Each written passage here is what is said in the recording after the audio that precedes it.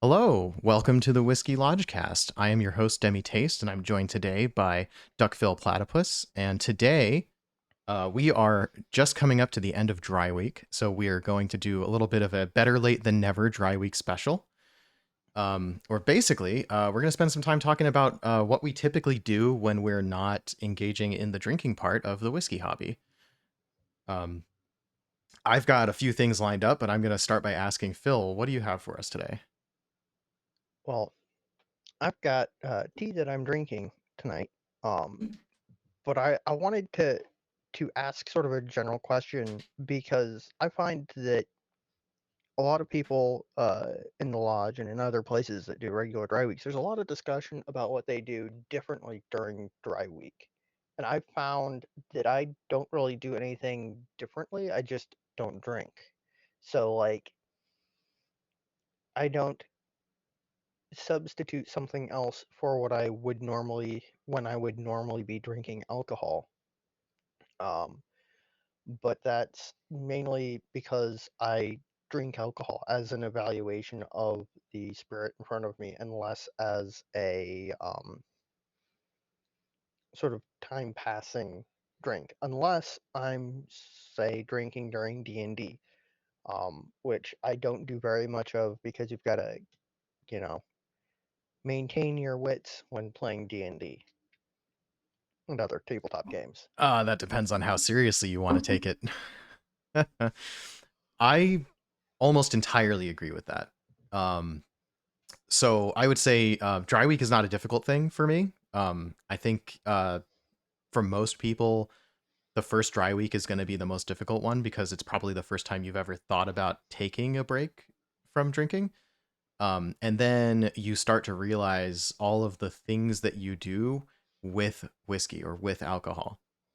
Um, so that's kind of the point of dry week, actually, is that Mhm. we want to dissociate the things that we do that are not strictly the activity of evaluating whiskey. Maybe it's easier for us because for us, the vast majority of my drinking is in an evaluation capacity, which is that's the hobby for me. Yeah, Not the drinking to pass time or adding drinks into everything that I'm doing. Um, we actually had a bit of a dry 4th of July because the hosts don't drink. So that was sort of my friends were like, "Hey, don't bring spirits," and I was like, "That's totally fine. Like that's an excuse for me to take a dry day." Which I love. Like mhm, I always talk about like if you're on the fence about should I have a drink today or not, or should I have a drink while I'm doing this or not, the answer is always no, right? Bank those dry days. If it's not fundamental to the activity, then taking a break is just doing yourself a benefit, right? It's getting yourself out of the habit yeah, of associating everything you do with alcohol. It's getting yourself out of the potential to develop, those habits which precede dependencies, which is that's where you run into a problem. A quarterly dry week is sometimes it feels like it comes around really often, right? It's only 4 times a year. mhm, We do it pretty regularly, right 3 months after each one we plan the next one, and they've ended up being around the same times. Like the week after 4th of July ends up being a good one. The week after or a week and a half or something like that after New Year's ends up being a good time because like everybody's come back from their vacation and now's a good yeah, time to just like take a break from let your liver recover, um whatever it is. Me personally, I mean, it's in the name, DemiTastes, right? I do like a half ounce of whiskey at a time, and I drink more on this podcast than I drink in a typical night, I'll tell you that. It's oh yeah. yeah. Like I have some sort of rules for drinking for myself, which sort of if I'm in a bad mood or extremely tired or frustrated, I don't drink. Um, because that is a way to associate the two things. And as much as I love whiskey and having a little bit of whiskey makes my day a little bit better, I don't want to associate that with when I'm feeling down, I should have a little bit of whiskey to buoy my mood. Um, and I also generally, when I get home from work, I'm so tired that I just don't feel like drinking. So I drink way less than I think a majority of my friends in person, my like local friends do, because I just I don't have, a beer with dinner or three. I don't go out for drinks with friends very much anymore because I've become so just generally exhausted. So on dry weeks are especially easy for me, but it means that, you know, perhaps a little bit the purpose of the dry week has gotten away from me. I almost agree with that. I feel that sentiment definitely. I don't drink very much when I go out because drinks are kind of a scam. Like at restaurants Yeah. and like that's where they're making all their money. So that's why the markups are huge, right? We talked about the pricing of bottles, the pricing of Hmm. a drink compared to the price of a bottle, and like the less you're spending, the more of a percentage of the bottle you're buying in your single drink. Yeah. Now cocktails are like, if there's any kind of a craft or like art to what is being served to you or its ingredients that you're not necessarily going to have, that can be worth it. Nothing really beats a beer from a tap, and I'm not the kind of person who's going to keep a keg at home. So if I'm drinking beer at Yeah. home, it's going to be bottles and cans, um, which is very, very infrequently Sometime we lately. should have a discussion about that because there's some really interesting online opinions about that that would be kind of fun to discuss. Okay, I'm game for doing some Uh, research on that for sure. Bottles and cans versus tap at bars and restaurants. Yeah, there's It's definitely just sort of an people who interesting. like the container that you drink it out of matters, and like yes, that's true. The same reason that we like Yeah. our tulip shaped whiskey glasses. I have this because I'm going to be drinking a whiskey substitute in a bit. Um, Yeah. these tulip shaped glasses, like that opening and the shape of the bowl and everything, does have an impact on how you experience a beer. My team at work used to go out for beers every Friday for lunch. It was kind of like we would work really hard for like 50 hours a week for the first 4.5 days of the week, and then we would go out for lunch and we would come back and like have a creative problem solving session at the office for the next 3 hours or something like that. And um, the bar that we go to always pairs the beer with like the type of beer with the type of glass, or in some cases, there's glasses that are branded specifically from the brewery. um, and there was one time where they ran out of the glass they would usually use for this barrel aged stout that we all liked, and they served it in a different glass, which you wouldn't think on its surface makes that much of a difference because it was still like a wide bowl with sort of a narrow opening, but it was a different height. And Hmm. two of the people at the table were absolutely convinced that they had accidentally been served different beers.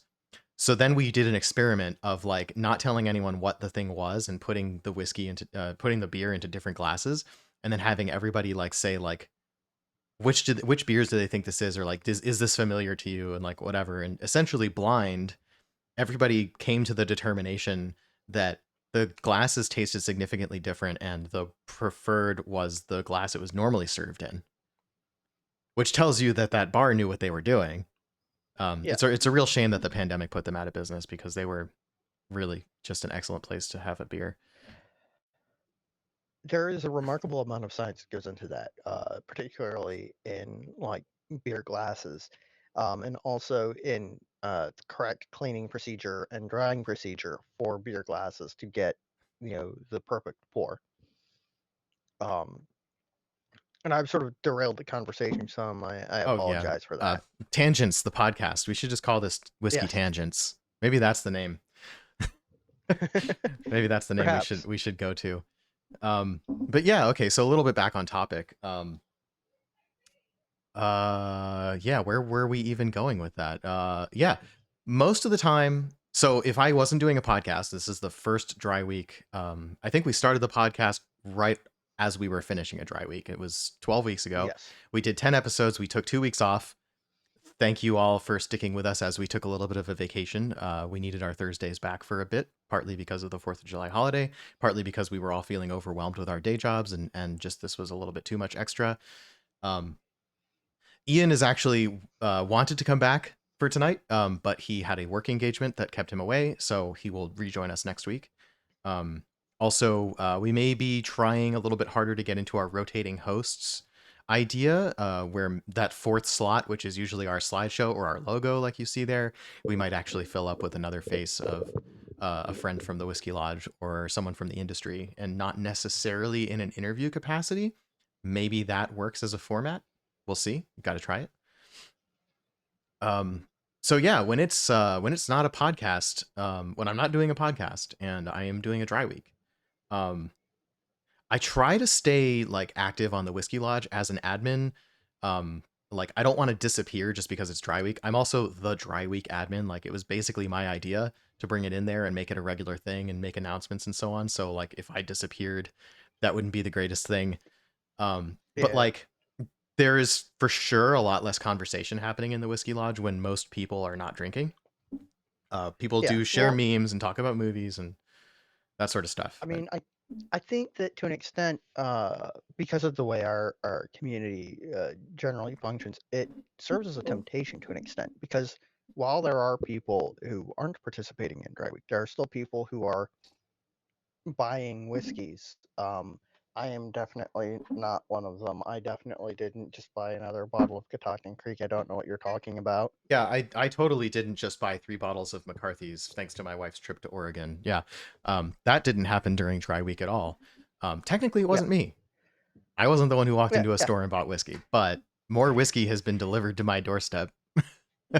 right. And we're not saying that during Dry Week you shouldn't buy more whiskey. I'm just saying that that is a temptation that, oh gee, that looks good. Yeah. Or, I have this brand new sealed bottle of very nice whiskey that I've got to Ooh, wait a few days before I can open. hickory syrup. I want to hear about that next Yeah. week. Tell you what. I think I did the biggest temptation for myself that I've ever done in a dry week. Well, first of all, we went out for a nice sushi dinner and they had like a sake specialty and Mm. I had to discreetly decline a glass despite my normal pattern. Let me make sure that I'm not getting like computer sounds here. I'm not hearing your computer sounds. Cool. OBS is a little weird sometimes, so I want to make sure that I'm not like streaming my Teams window. Yeah, that would be bad. Looking at the stream, I don't Yeah, see I anything I was keeping unusual. an eye on it to make sure that no windows popped up. I have closed the work apps now, which I should have done earlier. Oh, let me close extra apps too, because OBS takes like half the CPU by itself. I don't need to have anything else running. Cool. All right. Sorry for that derailment. That's right. Yeah. So going into a place where like every once in a while you do have a dinner where like an alcohol pairing is appropriate. Oh yeah. Like sake with high end sushi. Um, that's kind of a tough call because like ahead of time I told my wife like, hey, it's dry week. I'm not going to be having any alcohol. And then she was like, this sake is so good. You got to try some. And I was like, I don't want to like make a scene in front of the sushi chef standing right in front of me.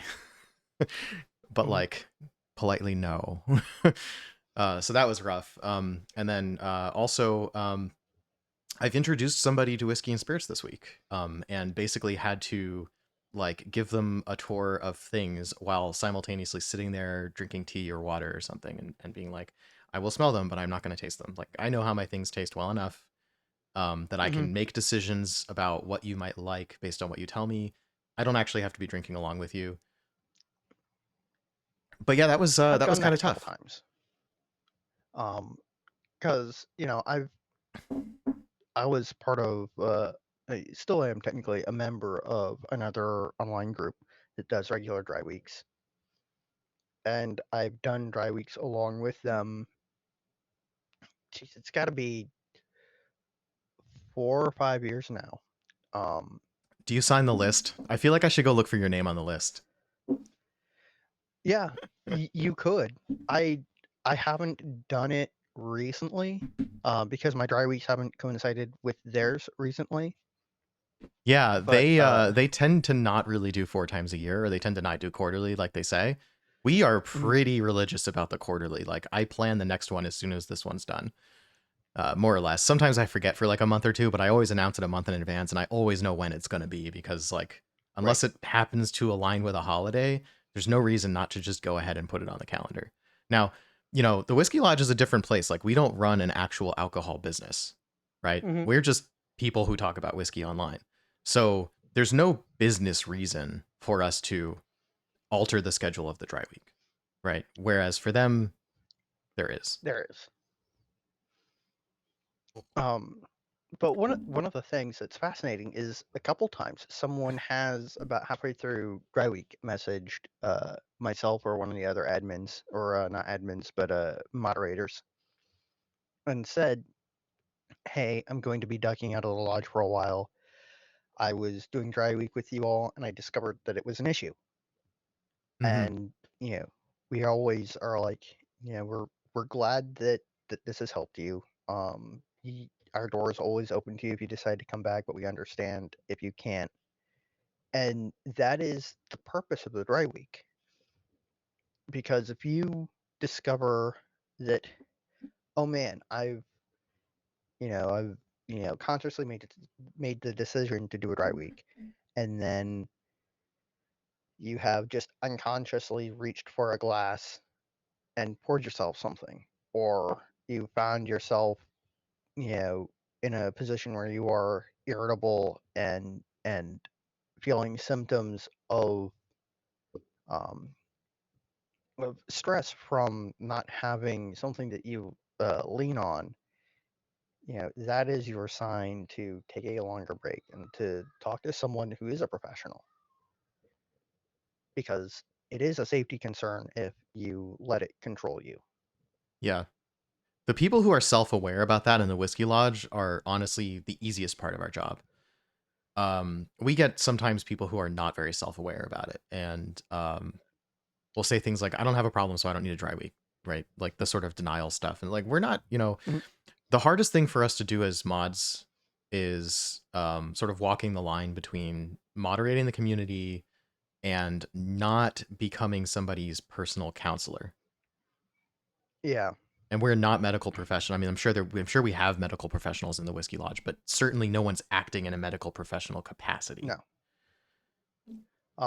I know of at least two paramedics and one doctor in the lodge who have not publicly stated their professional capacity, and I will not disclose who they are. I think that's for the best, right? Nobody wants to Yeah, work yeah, when they're in their social space. no.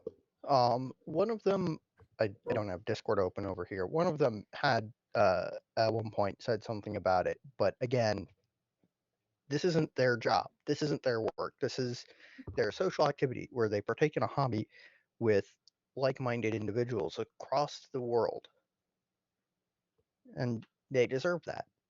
Yep. Yeah. So, what you were saying about rules for yourself, I can certainly share my Yes. own rules to that effect. Um, I guess I get very cerebral about drinking. I guess we talked about a couple of weeks ago, sort of calculating how much you've had to drink, because if you're gonna go to a Mhm. tasting event, you need to make sure you stay well on the safe side, even despite the temptation to way overindulge. So like there's reason to know what the numbers are and that sort of thing. But not necessarily like I don't necessarily hold myself to these rules hard and fast in terms of numbers, because they come pretty much automatically to me right now. Like I do what my body says to do, right? If I've had drinks too many days in a row, it's like, oh, it's easy enough to take a day off. Or I have enough other Yeah. activities that basically are not compatible with drinking on the same day that it sort of breaks it up. But my pattern, I say as a rule, is that I don't drink more than 3 days in a row without taking a day off. If there's some reason, like I had drinks 3 days in a row and then there was like some kind of an event that I forgot about, okay, now I'm on day number 4. And the way I make up for that is I take 2 days off. I never let it get beyond 4 days in a row. That's just, kind of dangerous territory to make drinking into an everyday thing, in my personal Mhm. opinion. Um, so that's sort of my like the only numerical rule that I have for myself besides keeping track of how much I've had. And the next thing is definitely it's a framing thing as much as anything. But what you were saying about no negative emotions associated with drinking, right? Like we've had a friend come over because they were having like a bad time with like relationships or whatever, and like I feel like the sort of societal norm around things like that is like, you're having relationship drama or you just broke up with somebody, you need to get really drunk. I feel like people may want me to say that sometimes. Like, I'm the guy with an alcohol collection. Let's go over to Doug's place and have some drinks. It's Yeah. like, I'm not going to be the like, yeah, you can drink whatever you want from my collection, but I'm not going to be the person to encourage you to drink when you're in an unhealthy mental state or a negative emotional state. Absolutely not. And I would like to point out that that is a cultural thing. Hmm. Like that is an American, Western cultural thing. Because like, I mean, and a little bit in like the UK and Ireland, but for the most part, you don't see that as a trope in film and television from other parts of the world that have a slightly more normalized view of alcohol and alcoholic beverage consumption. Yeah. Drinking to forget is real dangerous territory because honestly, it takes a lot to actually result in memory loss. And if you're losing memory, you're literally brain damaging yourself. Yes. So, not something that you should really seek, right? Whenever you've got something going on that's negative, you got to make peace with it and like integrate that into your personality and way of dealing with the world, not try to forget that it happened. That's not going to help. But we're not here to lecture about like healthy drinking habits, right? No. Really, Dry Week is about, regardless of what's going on with your drinking hobby, it is a good idea to take a break. And it's a good idea to have a community to help you take a break. Um, why not, right? If I've got like, if I'm going on vacation or something, like, I'm not gonna personally change where the Dry Week is because there's enough momentum and enough people who are doing it that I don't need to personally be there urging everyone to stay dry, right? I'm not policing anyone anyway. If I need to shift my Dry Week ahead or back a week because of plans that I have, right? Like, your family and your social plans basically take precedence.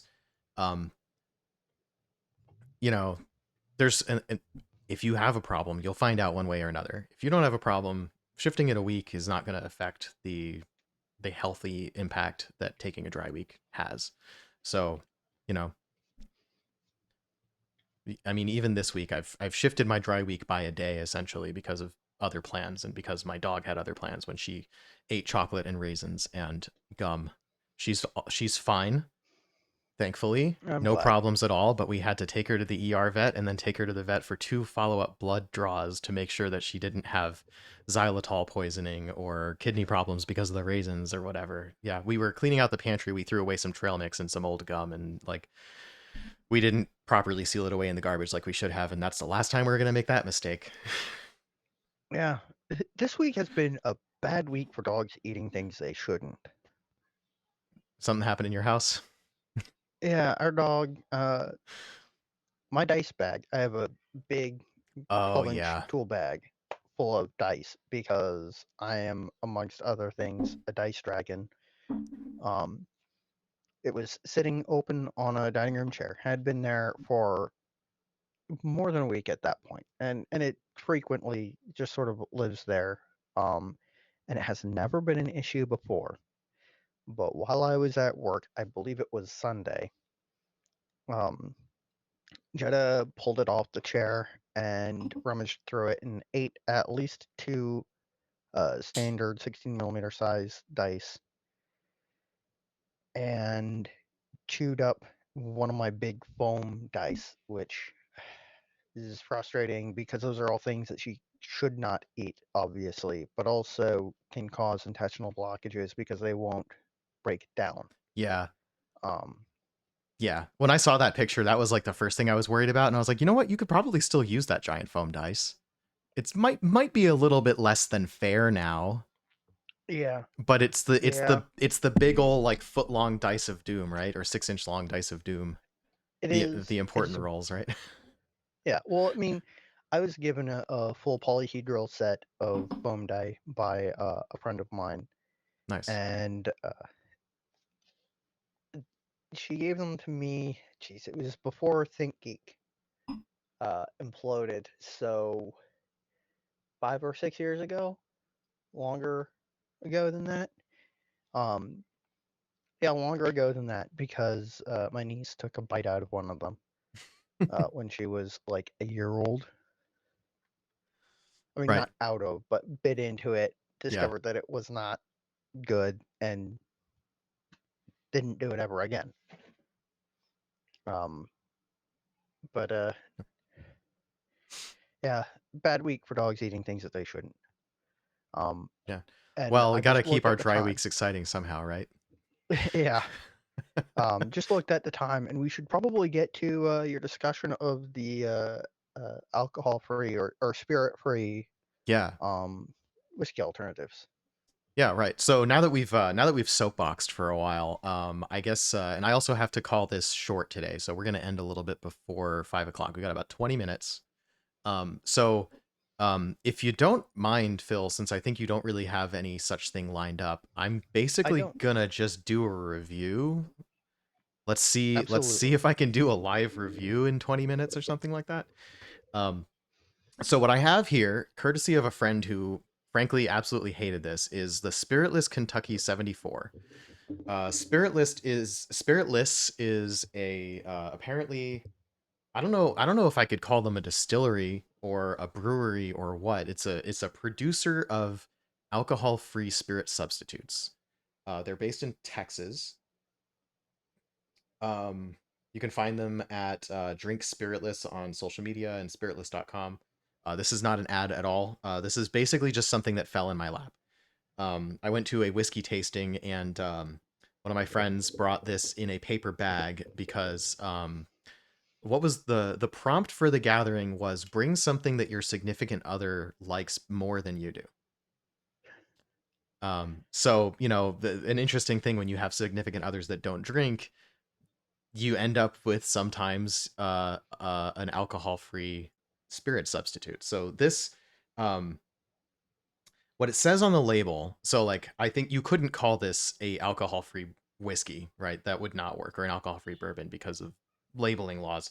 But what the label says is Spiritless Kentucky 74 distilled non-alcoholic spirit for bourbon cocktails.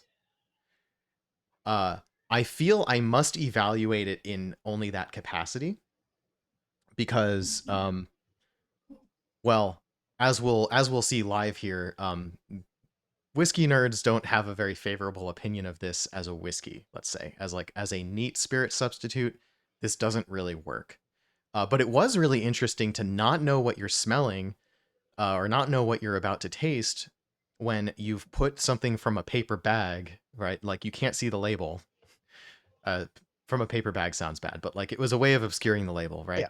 When you've poured yourself something blind, and what he said was, um, a solvent was used in the process of making this, which, I mean, that's a pointed turn of phrase, right? Like at that point, we had a Yeah. clue that it probably was not whiskey, at least.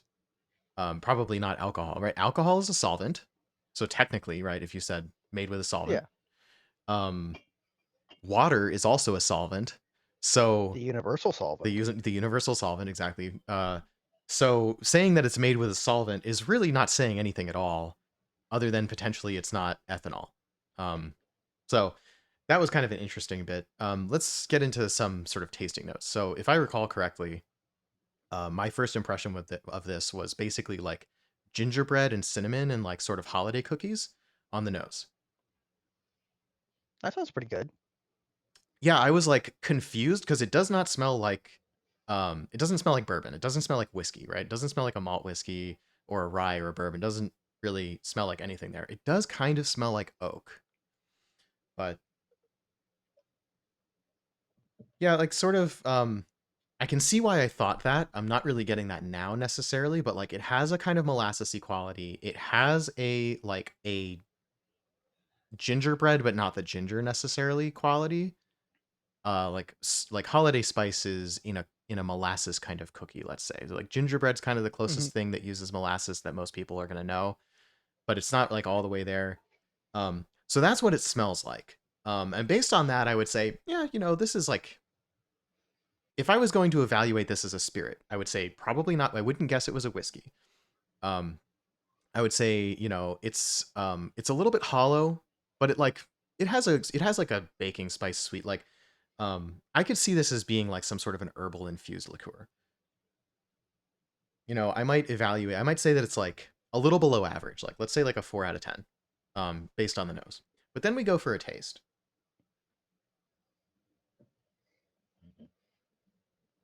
Totally hollow, mild sweetness, a little bit like this kind of tastes the way that like if you put some bourbon on the rocks and then like finished it and then let the ice melt and then took a sip of what's left.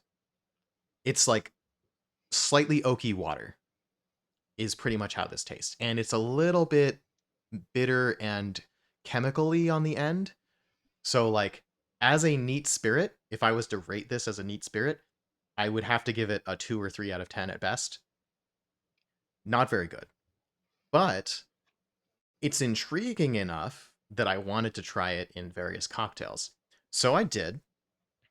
Um, I tried it on the rocks, and as expected, based on what I said earlier about how it kind of tastes like oaky water, it actually is a decent substitute for a bourbon on the rocks.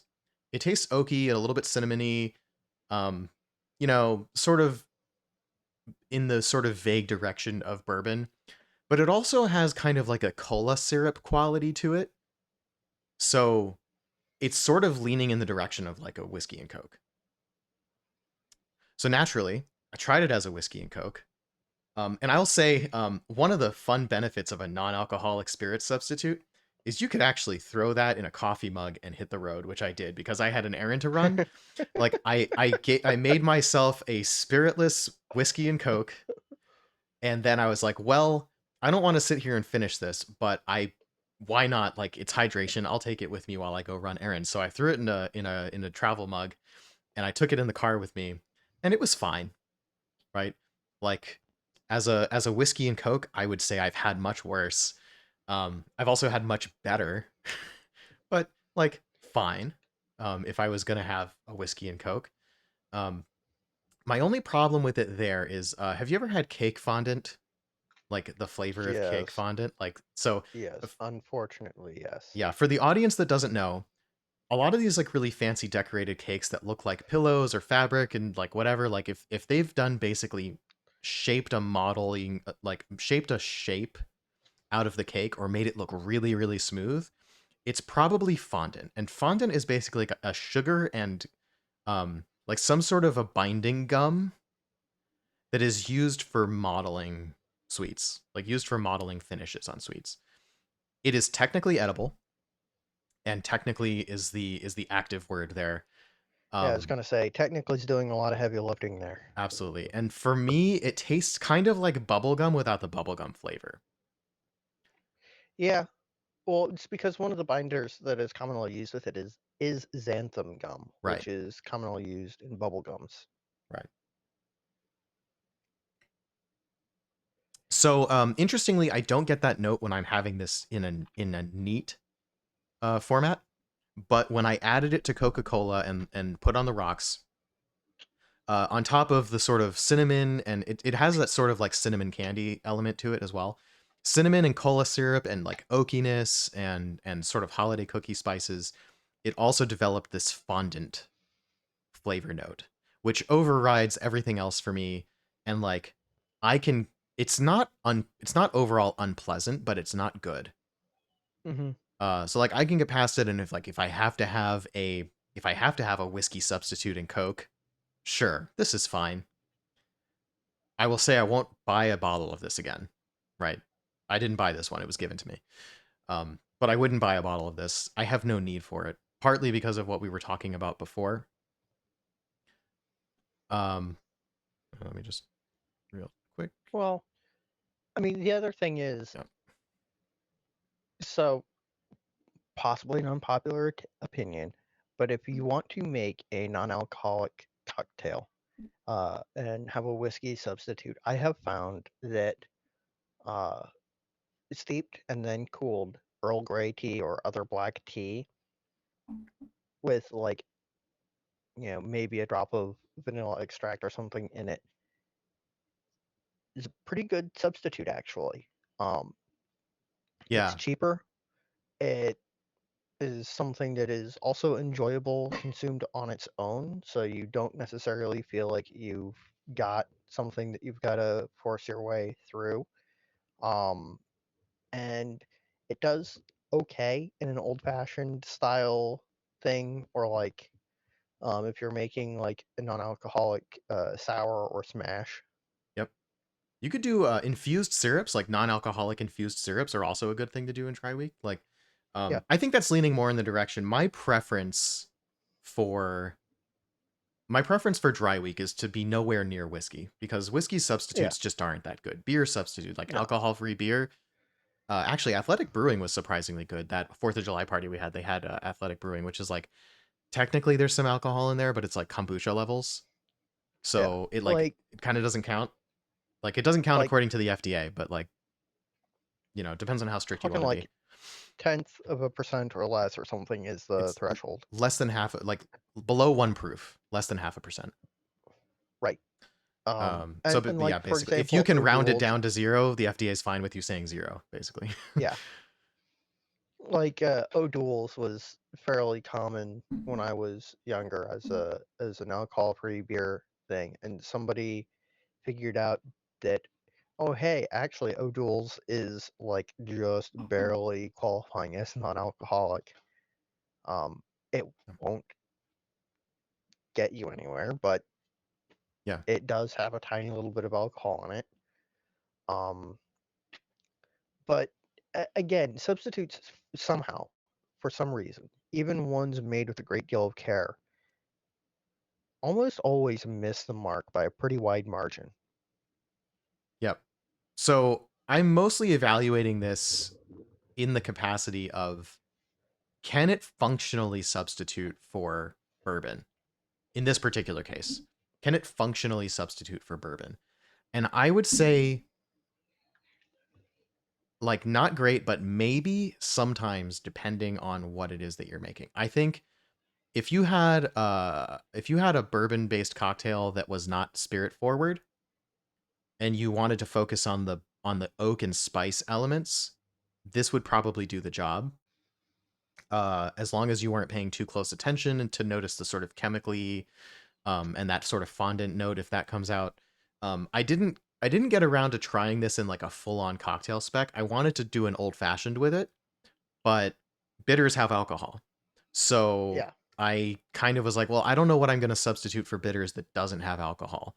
So I just passed on that one. But like if I once dry week is over, I think I will try that just to see like how it performs as a substitute for the bourbon if other alcoholic ingredients are allowed, because like a couple dashes of bitters is going to be like a negligible amount of alcohol, so it would be fine for someone who like doesn't really drink, but not somebody who's trying to drink nothing, right? Because there's a distinction there, right? Like a lot of people are okay oh with yeah, like a little bit. like Put your wine in your onions or whatever for your soup, or make like a sauce in the pan with wine, fine, whatever. vanilla extract. Yeah, vanilla Um, extract also uh, has some alcohol in it, Commonly about 35% alcohol, but you're using so or at little least of the it. yeah. Now there are companies that make a glycerin-based vanilla extract that is also very good at zero alcohol, and I know some people who do not drink any at all, period, full stop, who use that instead of the 35% um, vanilla extract. Yep. I had a Also, friend who went to like a mocktail bar in the UAE, which is an Islamic country with like strict mhm, no drinking laws. And like a lot of their cocktails were based around kombucha. And his comment was, "I feel like they're missing the point a little bit." yeah, Because yeah, there's technically alcohol in that, and it kind of feels like you're looking for an excuse to use an ingredient that has some alcohol in it that isn't technically alcoholic by some measure. yeah. Um, I won't make any more comments about that, but I found that amusing. Um, yeah, what's funny about this, I have this here neat in my glass, and like not because it's there, and like not because I'm necessarily used to just reaching for something that is bourbon or whiskey or whatever.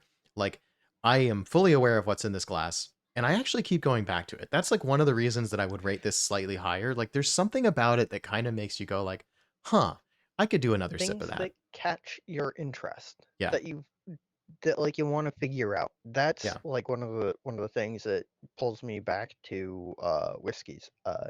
Frankly, is you know there's something in there that I want to figure out. Yeah, absolutely. We got about 10 minutes left, and I actually I wanted to lean more into the okay, sorry. Well, yeah, we've got about 10 minutes left. Let me make a couple of wrap-up comments about this particular whiskey substitute. I think you're gonna find some are better, some are worse, but they're all pretty much gonna be in the same category of functionally almost there, but really not quite a substitute. And then you sort of start wondering, why is it that I want this substitute anyway? What, like, is it because I want to Yeah. have a drink in hand? Is it because other people are drinking and I want to have something that has the same complexity? Like, no denying this adds some complexity. It's just not it's not really a whiskey kind of complexity. Hmm. So like, as far as putting a main ingredient that has no alcohol in it into a cocktail spec, I think this has potential. I would like to explore it more. I've got a 6 month shelf life on this. It says on the bottle. No need to keep it in the fridge, but it lasts 6 months, and I've got a half a bottle left to use. So there's gonna be some exploration. Otherwise, I'm dumping it. So there's that. For completeness, though, I did also put it in coffee. It was like an Irish coffee style, or like just Hmm. putting bourbon in coffee is kind of a common thing to do with brunch or something like that. I tried putting it in coffee. Not bad, but it actually reminded me in that mixture, it reminded me more like Coca-Cola syrup or Huh. something like that being added to coffee. And if you've never tried it, coffee with just a hint of Coke added to it is actually pretty good. It's a little Uh. weird though, so like I wouldn't necessarily Yeah. recommend that, but like I was one day I was at the office and I had an open can of Coke and I decided to get myself a coffee on the way to a meeting, and I was sitting in the meeting and like alternating between Coke and coffee and found that actually that kind of works. Which is kind of interesting. I also tried putting Kentucky 74 Spiritless into a black tea. So I have like a Lipton black Hmm. tea. This yellow label here, this Lipton, yellow label here. I had this tea earlier, and I was like, well, I went to a board game afternoon with a friend once, and he was like, "Would you like bourbon in your tea?" And I was like, "Well, I've never tried that before, so why not?" And that was pretty good. And I would say that adding the spiritless to black tea did almost nothing. The profiles overlapped quite a lot, to the point where, aside from a mild sweetness, I almost didn't notice. And speaking of sweetness, another interesting thing to note is that this has, per 2 ounce serving, 15 calories, which Huh. seem to be coming from added sugars. So they've added like a gram per serving of added sugars as a sweetener. Kind of interesting, lends itself a little bit to the profile. For reference, typically an ounce of whiskey, 40% whiskey, would be 64 calories based on just the weight of alcohol that's in 40% alcohol by volume. Keeping in mind that's not 40% of the weight. Hmm. That's a little bit complicated. Um, it turns out that water alcohol mixtures have somewhat unintuitive density. Yeah. But And anyway, it's not as simple as meeting in the middle either. right. Also, from the pawn, lines should be here Tuesday, and we'll give you my thoughts. I'm not sure what lines is. He Lines. posted a picture in the Whiskey Lodge. This is he ordered a non-alcoholic whiskey substitute, Ah. which is not here yet. But always good to join in on the fun and try some stuff out there. I don't know if the Pawn has changed their dry week schedule at all, or if they did the dry week on schedule with everyone else. But either way, trying a non-alcoholic spirit is like a fun thing to do, just so that like you can learn some stuff.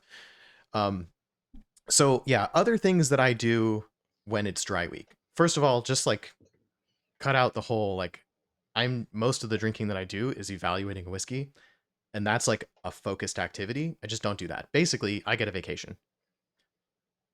Oh yeah, that's right. Monday through Thursday with a break, and then another Monday through Thursday is what the pond did for dry week because of plans. Um, anyway, that kind of flexibility is totally fine, right? Up to you. So first of all, no reviewing spirits. That's like a nice vacation. Opens up a lot of time. I've got a Zelda game to play, so that was an easy substitute for that time. For the week before, yeah. Um, talking to the pawn again. Yeah. Right. Monday through Thursday, also Monday through Thursday the week before. Yes, that's a complete thought. Okay. Um, so the other thing is like, in terms of just like having a something to drink, something refreshing, right? Like you could have a lemonade or a soda, or if you want to get a little more complicated, I actually have set up behind me my I would say the closest substitute that I have for scotch. And I would absolutely recommend this. Let me go get the bottle. So. Were you doing some rectifying? Uh, no. What?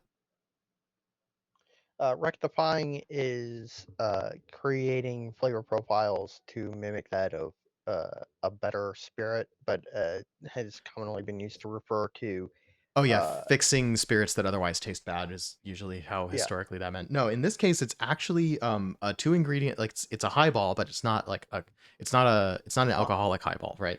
It's a syrup and a soda. So what I have here is a Chinese plum extract, I believe also known as bayberry. So this hmm is a sweet syrup made from Chinese plum, and this like you can order like this plum juice, the juice version of this you can order with like a hot pot if you ever go out for like a Chinese hot pot. One of the most common, it's like this, it's this brown, it looks like sweet tea, but it is made hmm from bayberry or Chinese plum, um, which has some of the kinds of like, there's a flavor profile in there that seems to have a lot in common with malt whiskey. And so this plus oh yes, if I walk away from my microphone, you can't hear me very well. So what I have behind me is it's a different brand over here, basically of a, if you know what a Soda Stream is, it's got a carbon dioxide canister in there and it pressurizes a canister of water. I'm doing that kind of just to show off, but basically makes soda water. hmm I'm gonna do that real quick.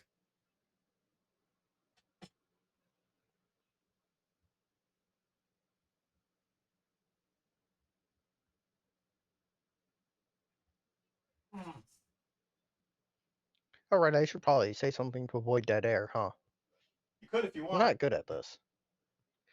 So, one of the sort of fun things about uh, like coming up with alternatives is like I have friends who do not drink full stop, and it became kind of a creative endeavor too when I was doing events where I was making cocktails, coming up with non-alcoholic mocktails that were zero alcohol and enjoyable and offered more than just, oh yeah, we've got soda and juice, because that's kind of, without the spectacle of a cocktail, you know? Yeah, there's a lot of cocktails that are pretty much like seem to be built so that you don't taste the alcohol. And that kind of cocktail, or like anything that you put vodka in, basically just cut out the alcohol part. And you can get a pretty good mixed drink that sort of serves that purpose for like, I think brunch cocktails tend to be this, like your Bloody Marys and your mimosa, like the sort of thing where like if you didn't know there was alcohol in it and like you are used to alcohol, you might not think there's alcohol in it.